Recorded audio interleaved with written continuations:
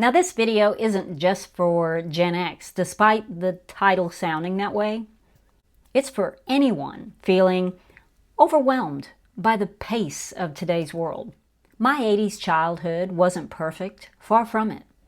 But growing up then gave me something that I didn't realize was so rare. It gave me a foundation of habits and values that I still live by today. Now here are 7 things, some serious, some a little lighthearted, but 7 things that I grew up with that I think we need more of, now more than ever. So let's go. Number 1, common courtesies, they still matter. One of the biggest things I miss from growing up in the 80s is basic courtesy. Saying please and thank you, making eye contact, holding the door. And the reality is that courtesy costs you nothing, yet it elevates us and separates us, Homo sapiens, from the animals.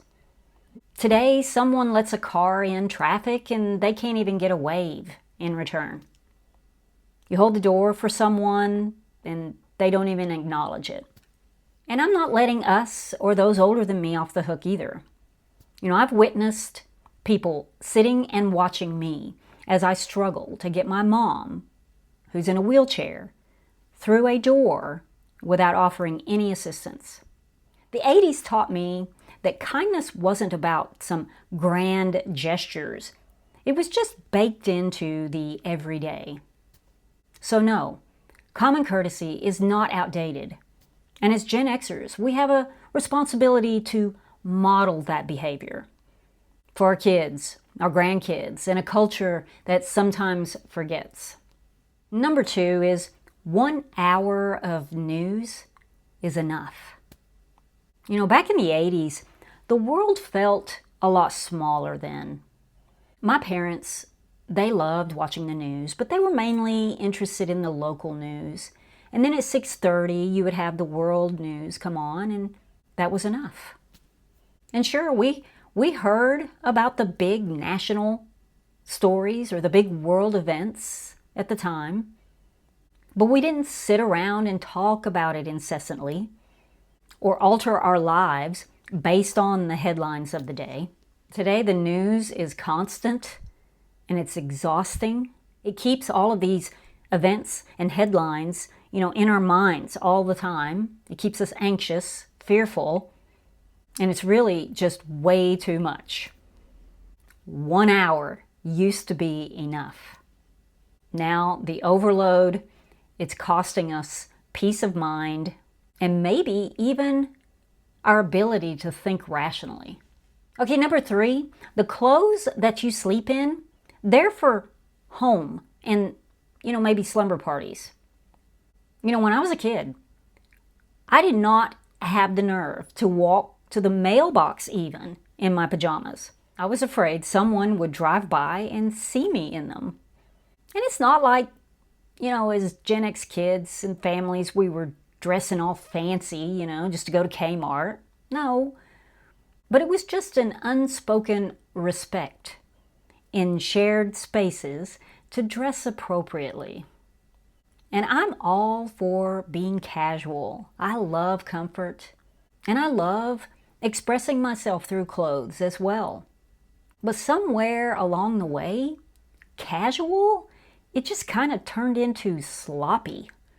And I know I probably sound old saying that. In the 80s, it was fun to get creative with your outfits.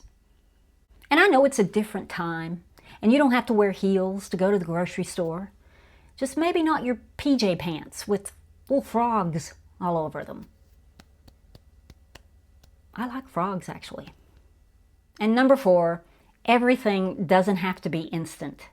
We all like instant gratification. Who doesn't? But now we're so used to getting everything immediately, we get angry when we don't. In the 80s, we waited for everything. We waited for our favorite song to come on the radio. We waited for our photos to develop. We waited on a letter in the mail or someone to call us back. Now we stand in front of the microwave yelling, "Hurry up, please, can you just hurry up?" Or we assume the worst when we don't get a response within 5 minutes to our text.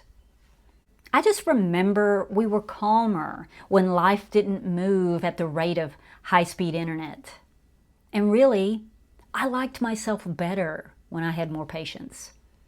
Number 5, we don't need constant entertaining. I've come to realize that more choices don't make for a better existence. We don't need 100 ways to entertain ourselves any more than we need 40 different varieties of toothpaste. And that's a real number because I looked that up. 40.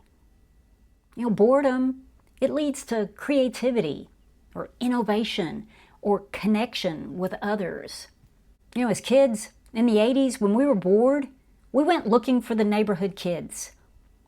Or, we flipped through our 3 TV channels, watched a few reruns of Gilligan's Island or Three's Company until that got boring, and then we'd head to the backyard, hit the swing set or the sandbox.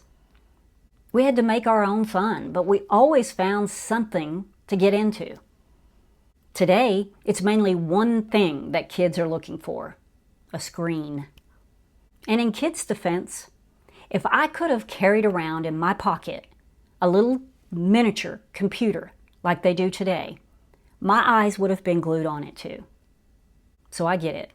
The backyard, it can't compete. The neighborhood kids, they can't be found. And the bicycles, they just collect dust. What the 80s taught me is that boredom can be a gift. It can cause your imagination to flourish. And number 6, we don't need so much space. We live in a time of plenty. Our homes are bigger. Our closets are bigger. Our cars are bigger. Even our dinner plates are bigger. I remember as a teenager hating my tiny closet. But somehow I made it work. Teenagers, they hate everything. So what? And as a family of 4, we lived in 1,500 square feet, 1.5 bathrooms. Okay, maybe it wasn't ideal all the time, but it was normal. The thing is the more space we get, the more we fill it. The bigger the purse, the more we cram into it. The bigger the house, the more stuff we buy. That's human nature. But it's also how we can drift into, clutter and chaos and even debt. So maybe the challenge today isn't really, not upgrading, but maybe the real challenge is knowing when what you have is enough. And number 7 is wishing every kid could experience it. Every generation thinks their childhood experience was the best. I get it. But this is a Gen X perspective, and I wish every kid today could experience just a slice of it. We had independence, which bred resourcefulness. We were alone a lot, and we figured things out. We were all mini MacGyvers, fixing our broken cassette tapes, building something, in the backyard. We were all daredevils, Johnny Knoxvilles. Our knees were a mess, or I know mine were. I'd get every summer, new scabs on top of last summer's scars. We had freedom outdoors too, and that kind of gave us a fearless, adventurous spirit. We'd climb trees and walk to the store to go spend our allowance on anything that had sugar in it. In the evenings, we're all catching fireflies.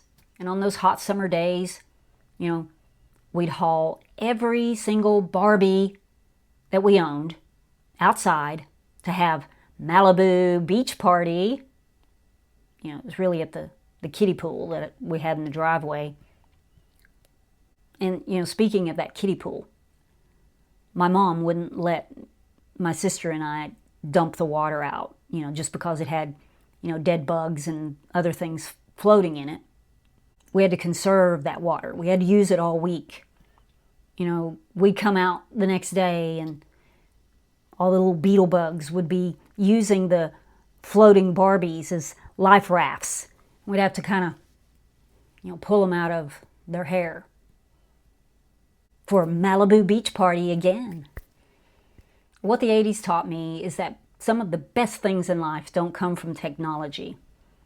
They come from being given the space to roam, to explore, and to figure things out on your own. We had an innocence that kids today will never know, unfortunately. An innocence that we once possessed, but felt we had to abandon when we raised our own kids. But here's the thing. Behavior begets behavior. If we decide to be more considerate, or to spend more time outdoors and experience the joy of that, or to stop upsizing everything in our lives just because we can. And that's a mindset. And as Gen Xers, we already have that, right up here.